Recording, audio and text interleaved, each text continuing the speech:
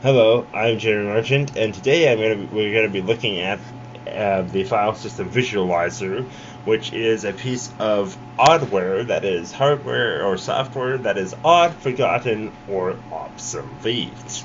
And This is a 3D file browser, and it came out in '99, as you can see. And I will prove that now as it loads up. It has to scan the place where I'm trying to read files from. If I hit about FSV, you'll see this little 90s type animation.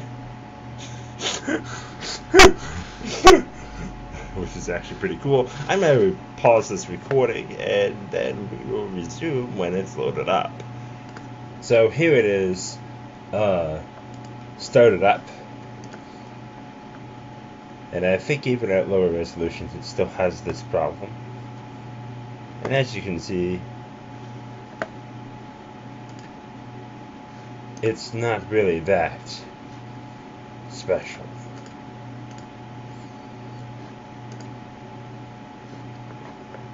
What does really look really neat is when you change to the tree view.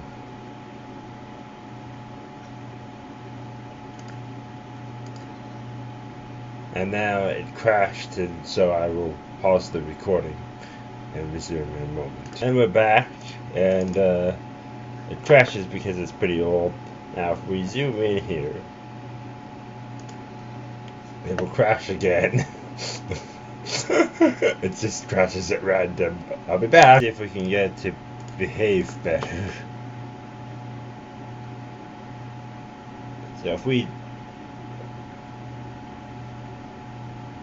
double click on one of these things, you can see that the view here looks familiar if you've ever seen the "it's a Unix system, I know this" meme.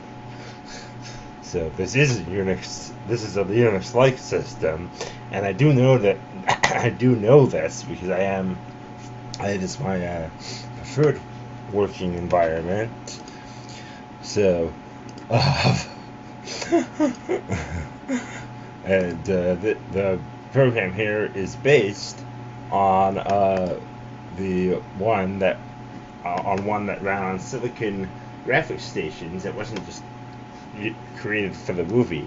It was actually created for the 3D animation computers, like the high-end ones that made the effects in Jurassic Park. They had software like this on them. So, and as you can see, if we go to a bird's eye view, you can see that the biggest pieces of data, the biggest files, like .NET.tar.z, that file is so large because that's a very large archive. And it's such a large archive because it contains all the .NET for Linux, which I was once trying at one point. And if you, we saw briefly, I think, was it this time or another recording, if you open something up, like dbox, and then go there, yeah, so, oh, wait, you go to the bird's eye view, you'll see that it actually, there's a directory structure. So if I open OMF, one must fall, dbox being DOSBox, and zoom out again, you can see that it actually is making a nice little directory structure. So this is kind of neat. It serves no practical purpose, so I think it's kind of it's a definitely the other viewpoint here is kind of odd because I don't really see the point of it, and it's definitely forgotten, and it's definitely obsolete as well. But so I thought I would show this off. I'm gonna pause this one more time and read the manual and see if there's any little quirks that I'm missing. and then I'll wrap it up after. I should mention as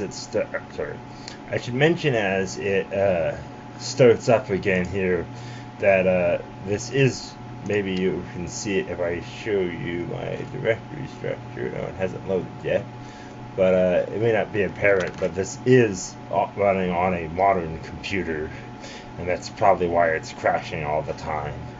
So, just so you know. So we're back again. I believe it crashed. This is the view that I thought was kind of odd, just because I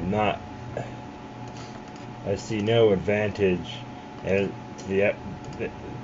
this over a regular file manager.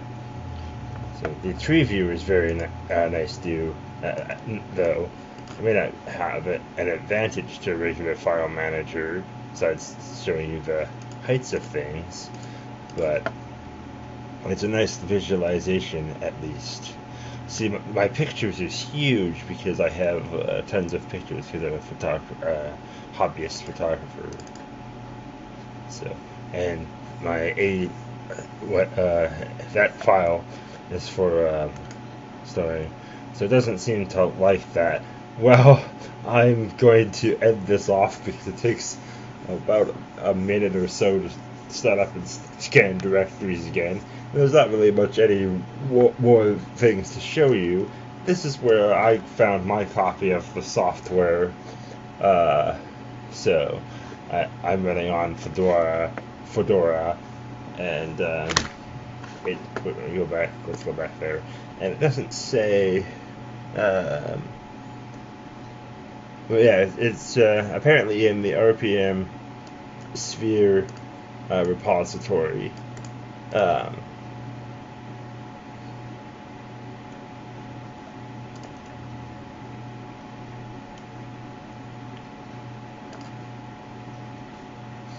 So check for your operating systems and see if you can find a copy of it if you're interested in checking it out.